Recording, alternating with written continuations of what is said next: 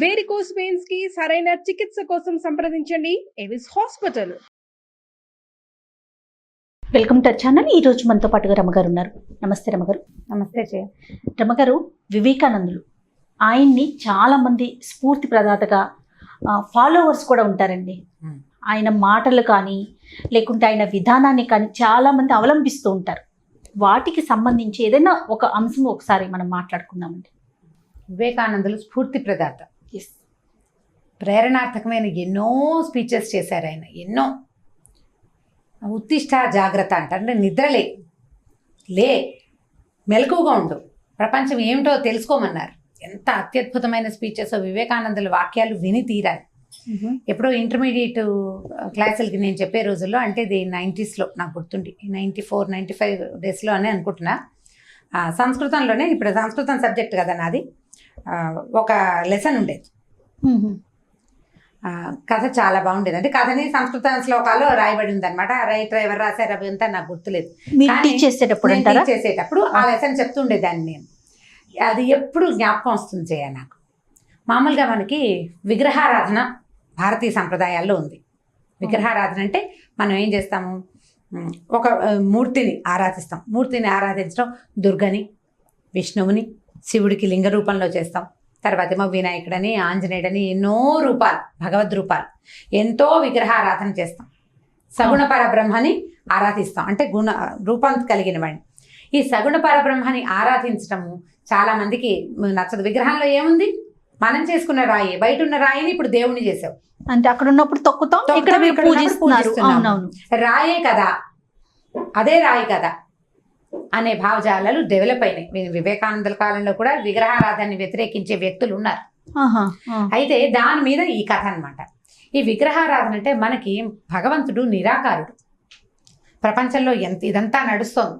మనం గాలి పీలుస్తున్నాం, పుడుతున్నాం, పెరుగుతున్నాం, మరణిస్తున్నాం, మళ్ళీ పుడుతున్నాం, గాలి వేస్తుంది, చెట్లు కదులుతాయి, మొక్కలు మళ్ళీ పుడుతూ ఉంటాయి, కొత్త మొక్కలు వస్తాయి, పుష్పిస్తాయి, ఫలిస్తాయి. ఇదంతా మనమే చేస్తున్నామా? కానీ మనం వాడుకుంటున్నాం చూడు. ఒక మర్రి చెట్టు, దాని కింద కూర్చుంటావు, పడుకుంటావు, గాలి పీలుస్తావు. అది గాలి కదిలినప్పుడల్లా మనకి అమ్మయ్య మంచి ఆక్సిజన్ వస్తుందని ఫీల్ అవుతాం. ఆ మర్రి చెట్టు నువ్వు పెట్టావా? పోనీ నువ్వు పుట్టిస్తావా ఒక మర్రి చెట్టుని? ఈ పుట్టించేవాడెవడో, పెంచేవాడెవడో, దానంతటా అదే పెరుగుతుంది. ఎవరు పుట్టిస్తారు? దేనివల్ల ఇది వస్తుంది? ఆ శక్తే భగవంతుడు.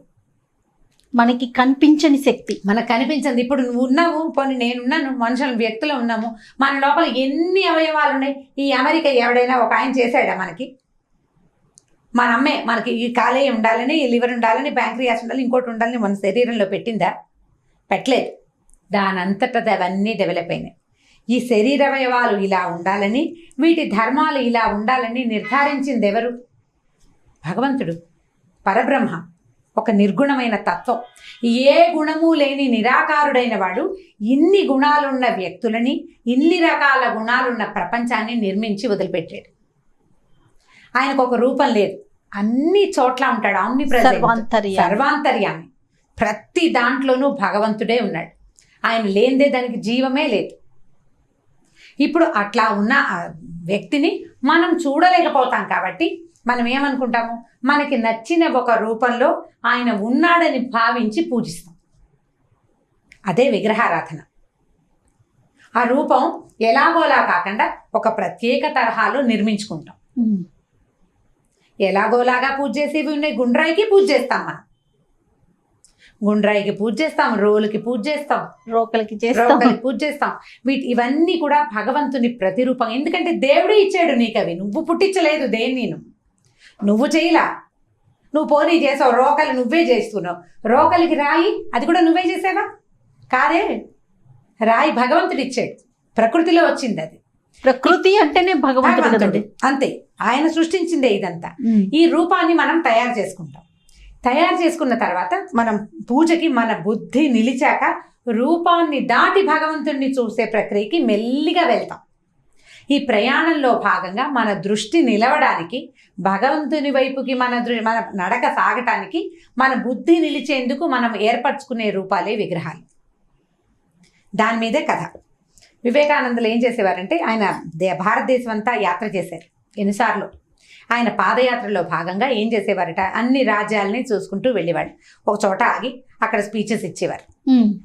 ఈయన తిరిగే కాలం నాటికి కొంత రాజులు తగ్గిన జమీందారులు, కొన్ని పరగణాలకి ప్రభువులు, ఠాణేదారులు అలాంటి ప్రక్రియ ఉంది అప్పటికి ఉన్నది. అయితే ఈయన వెళ్ళినప్పుడు ఒక సంస్థానం ఉందట. సంస్థానాలు ఉన్నాయి కదా మనకి ఇప్పుడు కూడా కనపడుతున్న సంస్థానాలు.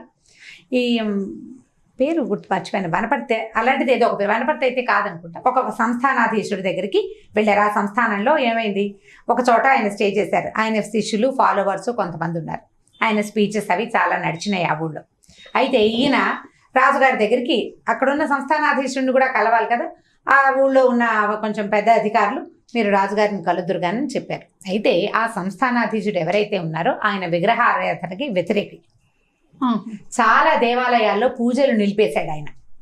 అవన్నీ అనవసరం అంటాడు, అవన్నీ అనవసరం, చేయకూడదు అంటాడు. సరే, ఈయన వివేకానందులు అతన్ని చూడబోయారు. ఏదో కొంతసేపు మాట్లాడుకున్నారు. నువ్వేమిటి ఇలా ఉన్నా, ఆయన ఎలా ఉండేవారు వివేకానందులు, మంచి పెద్ద పర్సనాలిటీ, హెఫ్టీగా కనపడేవారు.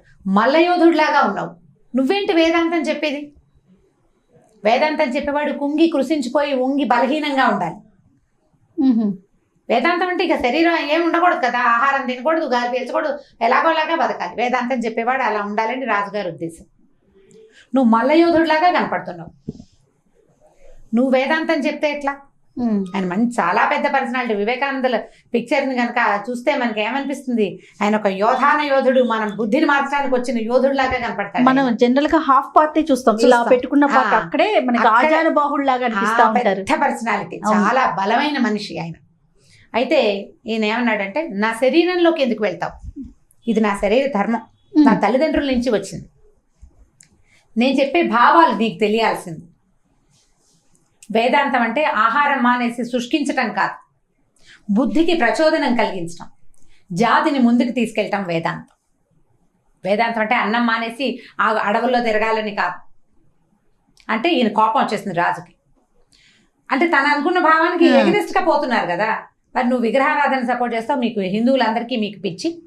ఆ రాతిలో ఏముంటుంది, రాతిలో ఏమీ ఉండదు, రాతిలో ఉండదు, చెక్కలో ఉండదు.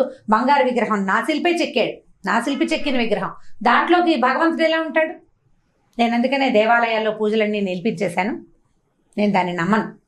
విగ్రహాల్లో ఉండడు దేవుడు, దేవుడికి రూపం లేదు. మీరు ఒక రూపంలో ఫిక్స్ చేసి దానికోసమే పూజలు చేసి దానికోసమే తాపత్రయపడి దానికి ఇంతంత గుళ్ళు కట్టి ఇన్ని ప్రసాదాలు చేసి ఇలా చేస్తారు, మీ భ్రమ అదంతా. విగ్రహారాధన ఒట్టి భ్రమ అని చెప్పాడు. సరే, ఈయనకి చెప్పడం వేస్ట్ ఇంకా. సరే, నేను వెళ్ళొస్తానన్నాడు. ఆయన లేచి బయలుదేరుతుంటే గోడ మీదట వరుసగా చిత్రపటాలు చాలా ఉన్నాయి. పటాలు చాలా బాగున్నాయంటే మా ఊళ్ళో ఉన్న చిత్రకారుడు చాలా అత్యద్భుతమైన వాడు, నేను చిత్రకారులను ప్రోత్సహిస్తాను, పూజారులని వాళ్ళని నేను ప్రోత్సహించను, విగ్రహారాధన చేసే వాళ్ళని నేను ప్రోత్సహించను. నేను ఇచ్చే ప్రోత్సాహం ఏంటంటే కవులు, గాయకులు, కళాకారులు, వాళ్ళ తాలూకు శక్తి, చైతన్యవంతమైన వాళ్ళ శక్తి పట్లే నాకు విశ్వాసం ఉందన్నాడు ఆయన. సరే, రాజుగారు ఇది బాగానే ఉన్నాడు చూడడానికి, ఆయన పిక్చర్ మరీ హ్యాండ్సమ్గా ఎంత బాగుందో. సరే, అక్కడ ఉన్న సేవకుడిని ఆ పటం ఒకసారి తీసి ఇవ్వమని అడిగారు. ఈయన మరి ఎంత పెద్ద మనిషి, ఎవరో వచ్చాడు, ఆయన కొంచెం కేకలేసి పంపించేస్తున్నాము, ఏమి ఇచ్చింది లేదు, ఆయన తీసుకున్నది లేదు, నేను తాగను తిన్ను ఏమి తీసుకోనని చెప్పేశారు ఆయన. సరే, పటం తీసిమ్మంటున్నారు అంతే కదా అని సేవకుడికి సైగ చేశారు. తీసిచ్చాక ఆ పటం చూసి ఆ పటాన్ని సేవకుడు చెప్పారు, అరే అబ్బాయి, దీన్ని కింద పెట్టి దీని మీద ఉమ్మేసి కాలుతో తొక్కు, రాజుగారి పటం మీద. అనగానే వాడు భయపడిపోయాడు. నేను అలా చేయను అన్నాడు. ఎందుకు చెయ్యవు, ఇది ఒట్టి పటం కదా, ఇది ఒట్టి పటము. రాజు చక్కగా కనిపిస్తున్నాడు చూడు ఎదురుకుండా, మీ సంస్థానాధీశుడు శుభ్రంగా ఉన్నాడు, నేను ఆయన మీద ఏం చేయమంటల్లా, పటం మీద చెయ్యి, పటం మీద ఉమ్మెయ్యి కాలుతో తొక్కు, ఈ 2 పనులు చెయ్యి. రాజా, నువ్వు ఇక్కడే ఉన్నావు కదా, చేయించు నువ్వు అన్నాడు. ఆయనకి ఏమనాలో అర్థం కాల రాజుకి. భటుడు వైపు చూస్తే భటుడు వణికిపోతూ చేతులు అడ్డబెట్టాడు. నేను చెయ్యను, నాకు అన్నం పెట్టే ప్రభువు, నాకు అన్నం పెడతాడు, నెల తిరిగేసరికి జీతం ఇస్తాడు, నేను కొలిచే ప్రభు, తరతరాలుగా మేము ఈ ప్రభువునే కొలుస్తున్నాం, ఆయన చిత్రపటాన్ని నేను అవమానించలేను. ఈయన రాజు వైపుకు తిరిగాడు. నీ తాత పటం కింద పెడదాం, నువ్వు అవమానిస్తావా పటాన్ని? తాతని కాదు, పటాన్ని కూడా నువ్వు అవమానించవు. రాజు ఒప్పుకున్నాడు, అవును నేను అవమానించను. మరి విగ్రహాన్ని ఎందుకు కాదంటావు? విగ్రహంలో లేడే, ఈ పటంలో లేవే నువ్వు. పటంలో లేని నిన్ను నువ్వు ఎదురుగుండా కనపడుతున్నా నీ చిత్రపటాన్ని కూడా అవమానించడానికి నీ దగ్గరున్న ఒక సేవకుడు ఒప్పుకోలేదు. నువ్వు నెల తిరిగితే వాడికి అన్నం పెడతావు, నువ్వు వద్దంటే ఇంకోటి పెడతాడు అన్నం. భగవంతుడు వద్దంటే నీకు ఇంకొకటి గాలిని ఇస్తాడా? ఇంకోటి ఇస్తాడా గాలి నీకు? నీకు ఆహారం, నీ నీ నీ చెట్లకి గాలి కానీ, నీ మొక్కల్లో పళ్ళు కానీ, పువ్వులు కానీ, నీ ధాన్యం కానీ, నీ శరీర అవయవాల్లో ఒక్కదాన్ని భగవంతుడు కాదన్నా నీకు ఇంకొకటి ఇస్తాడా? ఇంకోటి ఇస్తాడు పోని, ఇవాళ రేపు ఉన్న మన సైన్స్ ప్రకారం దానికి కూడా భగవంతుడు ఒప్పుకోవాలి కదా. అటువంటి వాడిని ఎందుకు నేను అవమానిస్తాను? నువ్వు ఒక మనిషిని అవమానించడానికి, ఒక చిత్రపటాన్ని అవమానించడానికి మీరు ఒప్పుకోకపోతే భగవంతుడి ప్రతిరూపం అని భావించే విగ్రహాన్ని ఎందుకు అవమానిస్తావు నువ్వు? అతనిని మీరి నీ దగ్గర ఒక్కటి కూడా లేదు. నీ కళ్ళకి వెలుగతడే, నీ చెవులకి శబ్దం అతడే, నీ ముక్కుకి గాలి అతడే, నీ నాలికి రుచి కూడా భగవంతుడే, నీ నోట్లో మాట అది కూడా భగవంతుడే.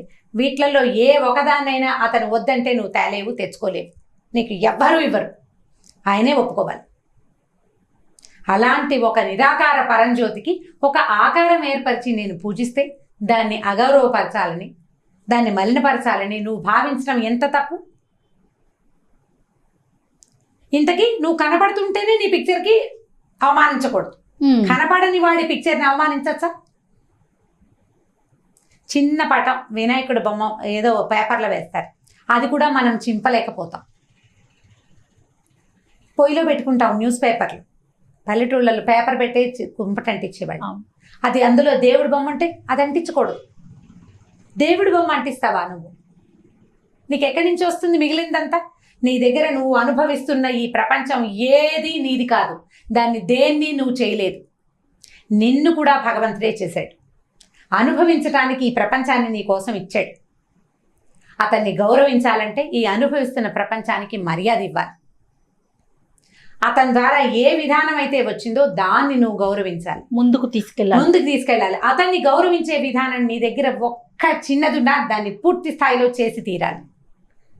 ఆయన్ని గౌరవించటమే విగ్రహారాధన. దాన్ని చెయ్యాలి. దాన్ని చేయకపోతే నీకే లేదు గౌరవం.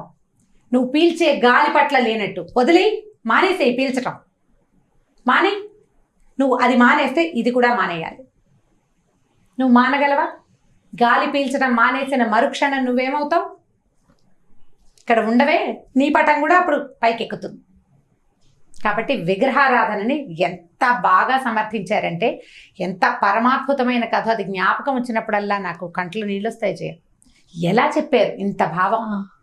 ఒక వ్యక్తి ఇంకొక కొంతమందిని మార్చగలిగాడంటే ఎంత ప్రగాఢమైన విశ్వాసం ఉంటే మనం మార్చగలుగుతాం. ఖచ్చితంగా అండి, ఖచ్చితంగా. సమాజాన్ని ముందుకు తీసుకెళ్లాడు. ఇప్పటికీ మనం వివేకానందని గుర్తుపెట్టుకున్నామంటే ఆ పిక్చర్ చూడంగానే మనకు ఒక ఉద్వేగం, ఒక ఉత్తేజం కలుగుతుందంటే ఎంత అత్యద్భుతమైన వ్యవహారం, ఎంత అత్యద్భుతమైన విషయం చెప్పారు. ప్రతి మాట ముత్యమే రమ్మగారు, ప్రతి మాట ముత్యమే, ప్రతిదీ శిరోధార్యం, ప్రతి మాట నెత్తి మీద పెట్టుకుని తీరాలి. మనం వివేకానందుల్ని కనుక అనుసరించి ముందుకెళ్తే యువత బాగుపడుతుంది. మనం ఏం చెయ్యాలి, ఏం చేయకూడదు, కాలాన్ని వృధా చేయకూడదనే వ్యవహారం, ఆ మాటలు కూడా చాలా అత్యద్భుతంగా చెప్తారు. వీలు వెంబడి ఇంకొకటి రెండు కథలు చెప్పుకోవచ్చు. అద్భుతంగా ఉందండి. ఆయన ఎక్స్ప్లెయిన్ చేసిన విధానం అదే చూడండి, సామాన్యులకు కూడా అర్థమయ్యే విధంగా చాలా బాగుంది రమ్మగారు. నమస్తే. నమస్తే జయ. ఇక ఈ వీడియో కనుక మీకు నచ్చినట్లయితే లైక్ చేయండి, షేర్ చేయండి. మరిన్ని వీడియోస్ కోసం మా ఛానల్ని సబ్స్క్రైబ్ చేసుకోండి.